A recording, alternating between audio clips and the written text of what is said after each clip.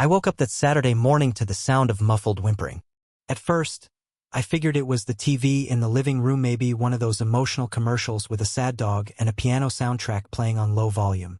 But as I swung my legs out of bed and took a few steps toward the hallway, my son, Mason, appeared in the doorway. He looked pale, trembling, like the air had been sucked right out of him. He tried to talk, but what came out was more panic than words. "It's Bailey, something's wrong with Bailey." Bailey, our golden retriever. Mason's service dog. My heart punched into my throat. I bolted down the hall and nearly collided with Mason's wheelchair as he tried to spin it around. His eyes were glassy with tears, his voice cracking as he repeated, "She hurt him, she kicked him." I crouched beside him, grabbing his shoulders gently. "Tell me what happened," I whispered. "Miss Darnell," he stammered. "She said Bailey didn't belong here." Then I heard a faintest, agonized yelp coming from outside. Without another word, I wheeled Mason back into his room, told him to stay put, and sprinted out the front door. My stomach dropped when I saw Bailey limping in the driveway, his hind leg twisted at a horrible angle, pain etched all over his face. I knelt beside him, whispering soothing nonsense as I examined his leg. There was swelling and a patch of blood near his paw. He whimpered when I touched it. Something hard had struck him. Someone like Joyce Darnell. We had only lived in the suburb for 6 months. My wife, Natalie, and I had chosen it because of the smooth sidewalks, the ramps, the supposedly family-friendly vibe. Everything was ADA compliant. We made sure of it.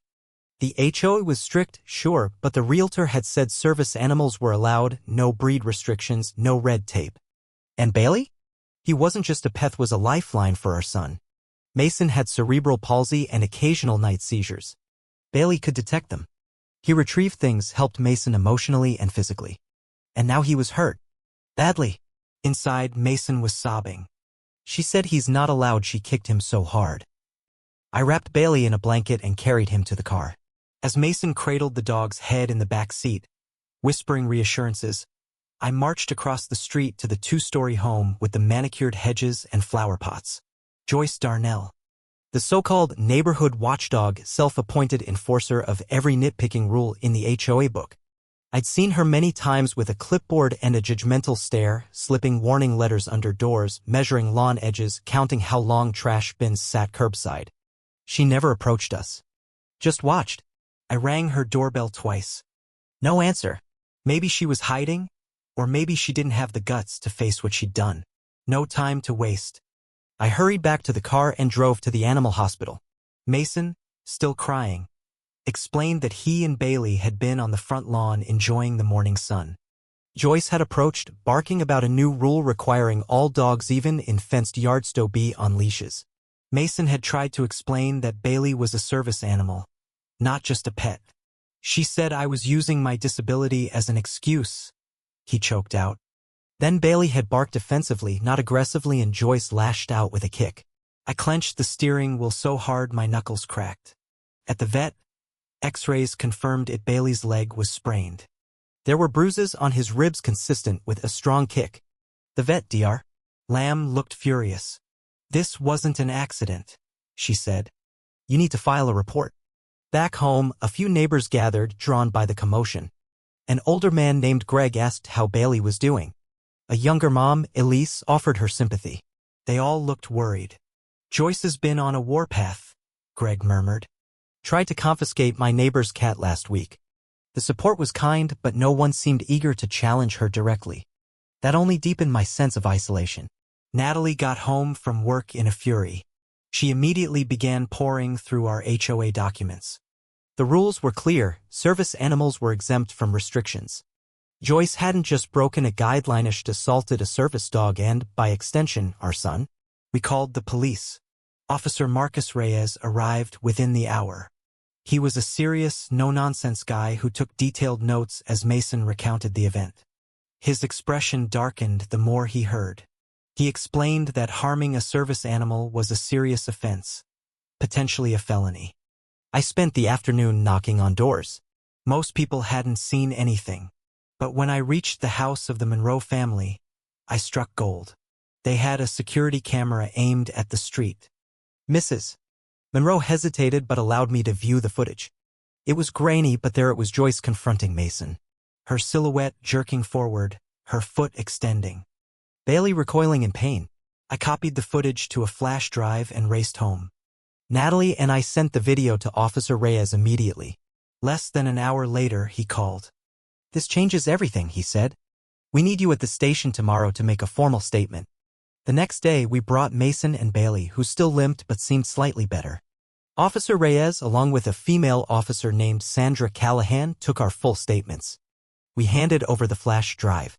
"The video gives us probable cause," he said. "It confirms an act of violence against a service dog." Natalie asked if Joyce would be arrested. "Most likely," he replied. "But we'll speak with her first. These things can escalate." Later that day, a HOA violation notice appeared on our door. Joyce had filed a complaint about a noncompliance sign on our lawn. We didn't even have a sign. Natalie tore it up and tossed it in the trash. Word spread fast. Greg called to say he saw a police cruiser parked outside Joyce's home. Elise texted me a photo of an officer knocking on her door. Then came the call from Reyes. She admitted to confronting Mason, he said. Claims it was self-defense. That Bailey lunged at her. That's a lie, Natalie snapped. Reyes agreed. The footage says otherwise. We're presenting it to a judge. That night, Mason couldn't sleep. Around midnight, sirens howled somewhere far off. I bolted upright, peeking through the blinds. Quiet. Still. No movement. In the morning, texts poured in. She's in cuffs. They're putting her in the cruiser. A neighbor even shared a blurry photo. Joyce being led away, handcuffed. Relief crashed over me like a wave. Mason seemed lighter. Still cautious, but no longer consumed by dread. Within 48 hours, the HOA called an emergency meeting. The community center was packed. Even neighbors I'd never seen before came. A tall man with gray-streaked hair stood at the front. I'm Owen Thatcher, acting HOA president. We want to address what happened. He confirmed Joyce had been detained, that she'd acted outside her authority, that the board would vote to remove her from her role. Then the floor opened for comments. One by one, neighbors shared stories. Joyce trespassing to measure their fences. Issuing fake fines. Rummaging through trash for violations. When it was my turn, I spoke simply. I explained who we were. What Bailey meant to Mason. How this had shattered our sense of security. The room was quiet. Then someone clapped. Then more. Mason smiled faintly. Bailey rested his chin on Mason's shoe. The board voted unanimously to remove Joyce. Over the next few days, even more stories surfaced. Joyce harassed a newlywed couple about unauthorized garden gnomes. Accused another resident of building a tool shed it was a greenhouse. Some neighbors feared she'd falsified documents.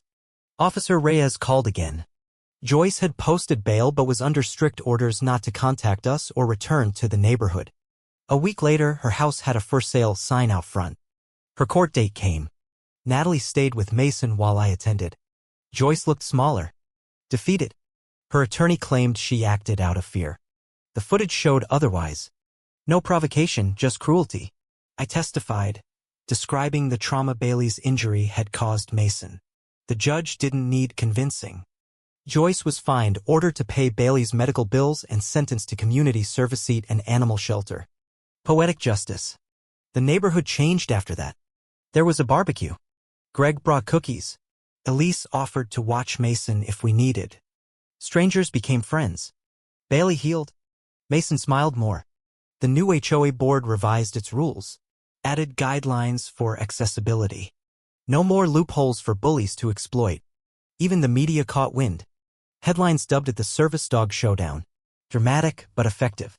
We received messages from other families with service animals, thanking us for standing up. Months passed. Life returned to normal. Mason made new friends. Kids who didn't flinch at his wheelchair. Who adored Bailey. Joyce faded from memory. Her shadow, once looming, was gone. One crisp autumn afternoon, Mason and I took Bailey for a walk. The leaves were golden. Mason paused at the spot in the yard where it all happened.